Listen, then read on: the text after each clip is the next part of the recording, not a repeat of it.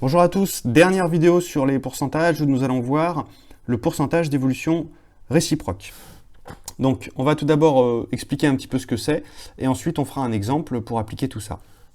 Alors on est dans la situation suivante, on a une quantité Q0, une quantité de départ, qui évolue de A% vers une quantité Q1. Donc ça c'est toujours pareil. Et donc ce qui nous intéresse ici c'est de savoir comment trouver le pourcentage qui permet de revenir à la valeur de départ. Donc le pourcentage qu'on va appeler A'%, qui permet cette fois-ci de passer de Q1 à Q0. Donc en gros, on imagine un article, par exemple, qui vaut un certain prix, Q0, qui évolue de 10%, donc plus 10%, vers un prix Q1. Et bien nous, en fait, on aimerait savoir de combien doit évoluer le prix d'arrivée, le prix final, pour revenir à la valeur de départ. Alors naïvement, on serait tenté de dire moins 10%. Si une quantité augmente de 10%, il faut qu'elle baisse à nouveau de 10% pour revenir à sa valeur de départ. Mais en fait, ça ne fonctionne pas. On ne peut pas faire ça au même titre qu'on ne peut pas additionner des pourcentages d'évolution pour calculer une évolution successive. Lorsqu'on enchaîne plusieurs pourcentages d'évolution, on ne peut pas simplement additionner les pourcentages, ça ne fonctionne pas. Et bien là, c'est pareil.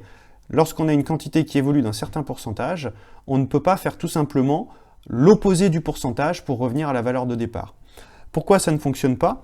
Dans l'exemple qu'on a donné ici, les plus 10%, ils s'appliquent sur la quantité de départ, Q0 ici. Mais cette quantité, elle va évoluer entre-temps, elle va prendre 10%.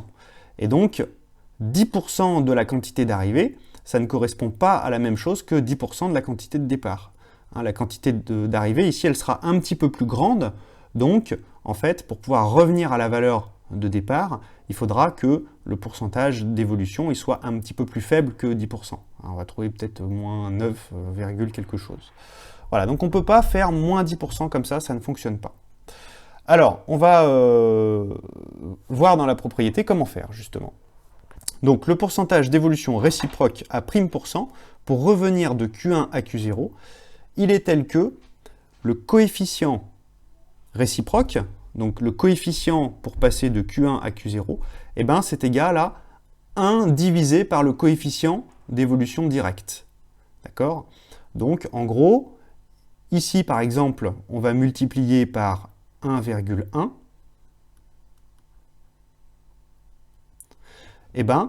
Pour passer de Q1 à Q0, on va multiplier par 1 sur 1,1. Voilà. C'est tout à fait logique, puisqu'en fait, si pour passer de Q0 à Q1, on a multiplié par 1,1, pour passer de Q1 à Q0, qu'est-ce qu'on va faire? On va diviser par 1,1. Or, diviser par un nombre, donc diviser par 1,1, c'est multiplier par son inverse, donc par 1 sur 1,1. Donc voilà. Alors, en pratique, comment ça se passe? On va parler d'un exemple concret. Donc le jeudi 23 mai 2013, la bourse de Tokyo termine en très forte baisse de 7,32%. Donc voilà, ça veut dire que, imaginons un trader qui a acheté des actions le matin à l'ouverture de la bourse, il avait une certaine quantité d'argent, et le soir, cet argent a été dévalué de 7,32%. S'il vend toutes ses actions le soir, il aura perdu 7,32% de son capital. Alors, ce qui nous intéresse, c'est de savoir de combien doit réaugmenter la bourse pour contrer justement cette perte. Donc, quel est le pourcentage d'évolution que doit subir la bourse pour revenir à son niveau du jeudi 23 mai 2013, avant le crash. Donc, on va faire un petit schéma. Donc, on ne connaît pas la valeur de la bourse à ce moment-là, mais c'est pas grave. On va la noter Q0, et on sait que elle a chuté de moins 7,32%.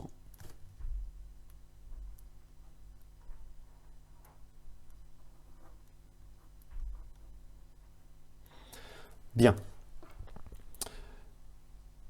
Et nous, ce qu'on cherche, c'est quel est le pourcentage pour revenir à la valeur de départ. Alors, ce qu'on va faire, on va commencer par calculer le coefficient multiplicateur direct, donc c'est-à-dire celui qui correspond à la baisse de 7,32%. Donc il suffit de faire 1 moins 7,32%. 32 sur 100. Donc là, deux solutions. Soit on prend notre calculatrice et on tape ce calcul-là, ou alors on essaye de faire le calcul mentalement. Donc c'est ce qu'on va faire. On part de 1, on enlève d'abord 7%, donc il va rester 0,93. Ensuite, on enlève les 0,30.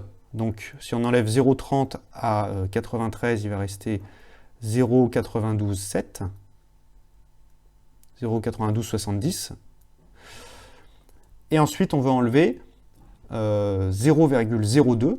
Si on enlève 0,02 à 92,70, il va rester 0,9268. D'accord ? 70 moins 0, 70 moins 2, ça fait 68. Donc ce coefficient, il est de 0,9268.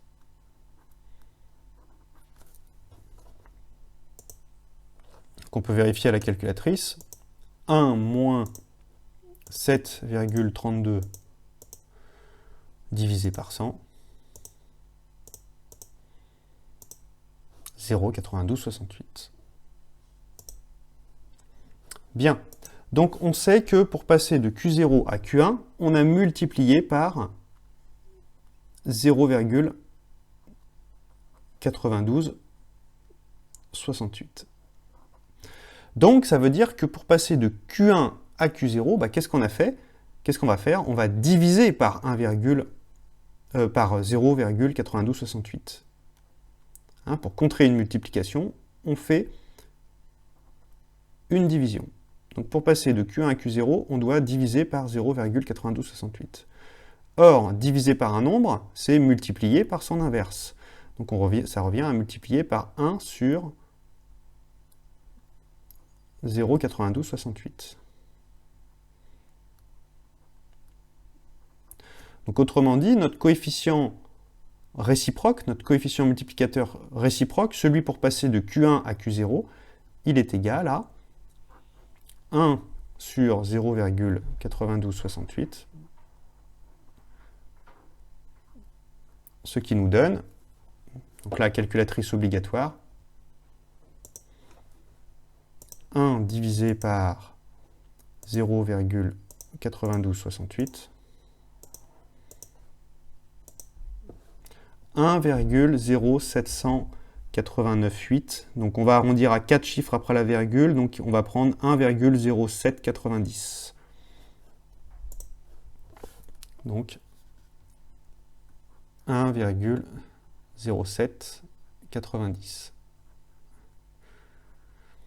Voilà, donc on a multiplié par 1,0790 pour passer de Q1 à Q0. Donc l'évolution en pourcentage, il faut la lire à partir de ce coefficient.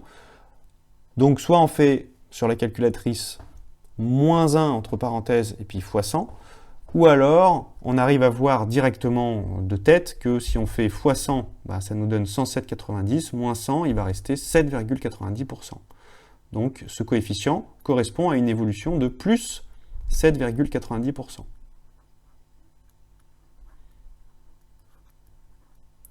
Voilà. Donc, quelle augmentation doit subir la bourse de Tokyo pour effacer ses pertes ce jeudi noir? Elle doit subir une évolution de plus 7,90%. Alors, deuxième question. L'indice a clôturé la séance à 14 484 points. Combien valait l'indice avant le plongeon? Donc là, on a une information supplémentaire. On sait que on ne connaît pas la valeur de départ, mais on connaît la valeur d'arrivée. On sait que c'est égal à 14 484. Et on a calculé aussi, en fait on a plusieurs informations là, on a calculé le pourcentage d'évolution réciproque. On sait que finalement, la bourse, pour revenir à son niveau de départ, il va falloir qu'elle augmente de 7,90%. Autrement dit,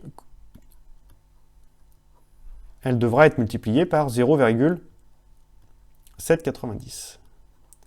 Bah voilà, bah pour trouver Q0, il suffit juste de multiplier 14 484 par 1,0790. Calculatrice.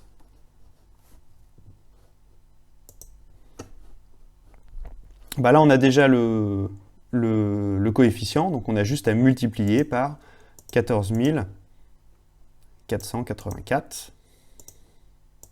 Et on va trouver 15 627,96, donc on va arrondir à 15 628. On va arrondir au point près, donc 15 628.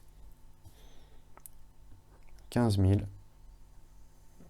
628. Environ. Donc combien valait l'indice avant le plongeon? Il valait 15 628 points.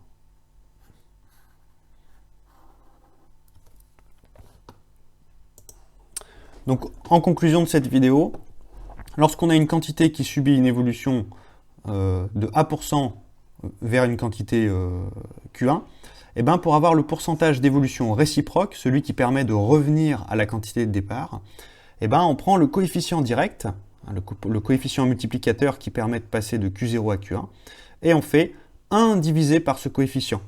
Ce qui nous permet d'avoir le coefficient réciproque, celui qui est associé à l'évolution pour revenir à la valeur de départ. Et ensuite, à partir de ce résultat-là, on lit l'évolution en pourcentage. C'est la fin de cette vidéo, merci de l'avoir visionnée. Tu pourras trouver davantage de ressources sur ma chaîne ou sur mon site internet www.zmat.net. À bientôt!